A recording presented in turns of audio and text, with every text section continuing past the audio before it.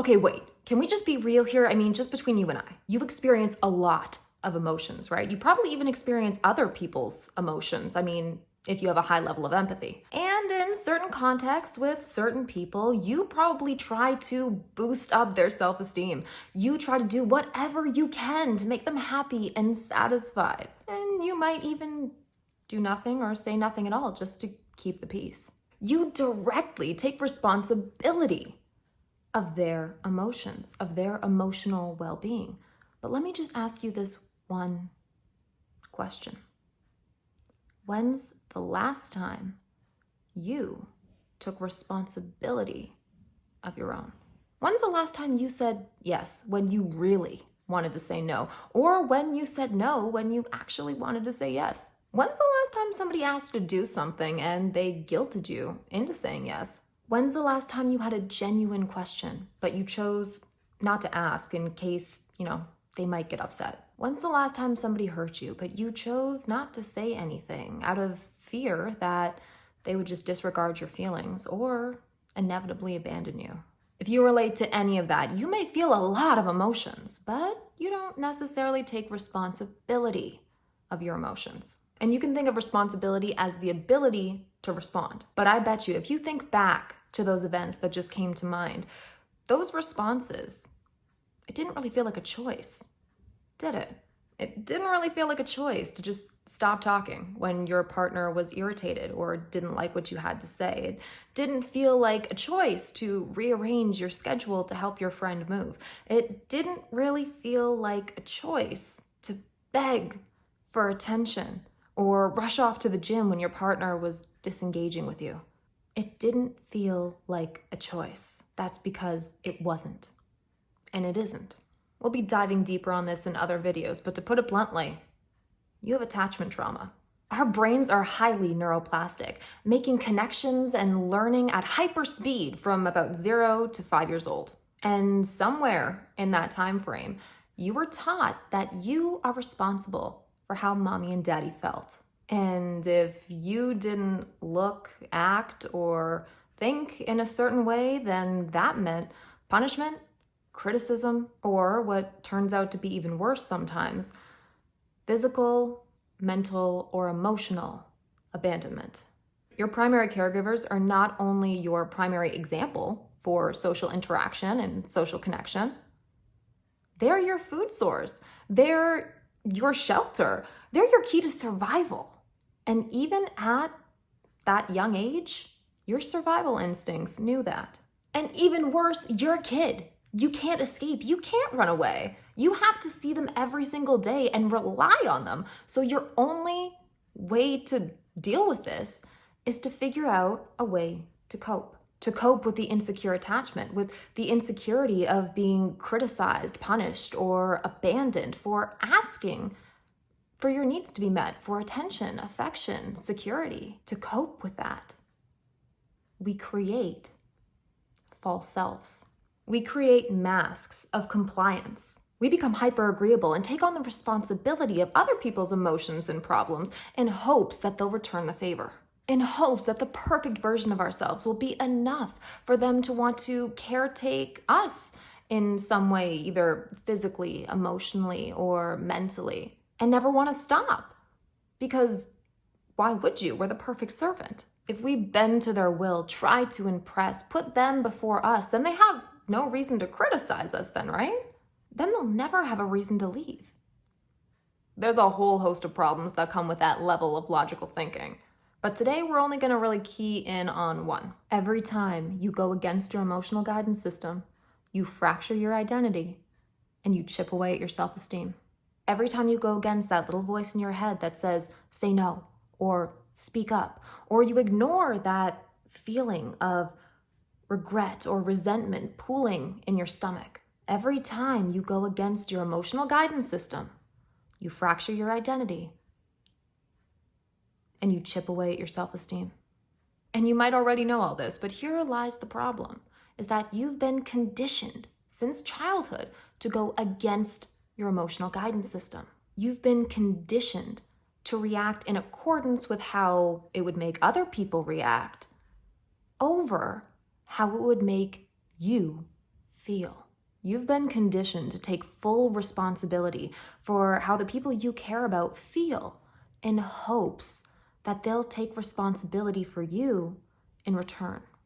This is a recipe for total disaster because not only does it put you in the perfect position to be manipulated, but even the nicest of people can feel like manipulators if you've trained them to be able to come to you with any problem or anything, and you'll always say yes, even if you want to say no. We've ignored our emotional guidance system for so long, going over the same issues with our girlfriends, zoning out with Netflix or social media, squashing our emotions down with alcohol, weed, food. We've ignored our emotional guidance system for so long that we don't even see it as a guidance system anymore. We see it as a burden, a dysfunctional program that we're constantly trying to force quit before it freezes the rest of the computer. But what we don't realize is that if we let the program fully load, it'll pop up with an error message that we can use then to diagnose the problem so that it never happens again. It's as simple as, do I feel empowered or disempowered by this person, circumstance, decision, or thought? You can do this next exercise with empowering feelings, but if it's a disempowering one, I highly recommend you make this next practice part of your ritual. It will really help you redefine your boundaries and learn how to take responsibility for your own emotions. And to do this, I need you to grab a pen and some paper. Now, there are 4 simple steps to this process, and if you continue to do this process, I promise you will see big leaps and bounds in your emotional health. Okay, step 1. You have your pen and paper yet? Great. Draw 3 circles. Now, I want you to just identify 3 emotions that you felt or are feeling. You can write down 3 emotions you felt today to practice, tuning in to your emotional guidance system. Or you can point this exercise at a specific situation that left you unclear in order to process the underlying emotions and solutions. Okay, step 2. Now, for each emotion, draw 3 more circles and write 3 more emotions behind the primary emotion to get a more nuanced, specific description of how you feel. I made this part super easy for you guys, and on my Instagram, which you can find a link for somewhere around here, I have an emotional cheat sheet, so to speak, so you can simply identify the primary emotion and swipe to get a list of relevant secondary emotions. Step 3 is about acknowledging the underlying emotions. Maybe underneath feeling vengeful, you actually feel vulnerable and powerless. Maybe underneath feeling irritated, you actually feel lonely and angry with yourself. Find those underlying emotions and state them out loud. I feel vulnerable, and that's okay. I feel angry with myself, and that's okay. I feel insert emotion here, and that's okay. You'll notice that by simply acknowledging the underlying emotions like this, the feeling will tend to start to dissipate. Almost like a child that's nagging and nagging for your attention, and as soon as you allow them to show you what they wanted to show you, and you acknowledge it with your full attention, are they then satisfied? And the nagging stops. Step 4. The final step is about now taking responsibility for the emotion. If you imagine your emotions like a child pulling at your arm, trying to tell you they can't breathe, it's not just enough to acknowledge the child. We have to take action. Maybe that action is working on removing the obstruction, or maybe the action is calling someone who's more qualified to help. Maybe both. But you have to take action. I want you to write down 3 things, 3 new rules for how you will behave differently to keep yourself safe and at peace in the future. We need to reassure our unconscious mind, your emotional guidance system, your inner nagging child, that you've heard its message by showing, not telling, your dedication to yourself and determination to commit to a new path by drawing up an action plan. Being aware of what these underlying emotions are, knowing what they're trying to tell you, and having a plan set in place for when you feel this way again will turn the alarm of strong emotional discharge off and bring you back to a state of peace. The easiest way to remember this 4-step process is through the acronym LIVE. Label the feeling, investigate the underlying emotions, validate the emotions, execute a plan.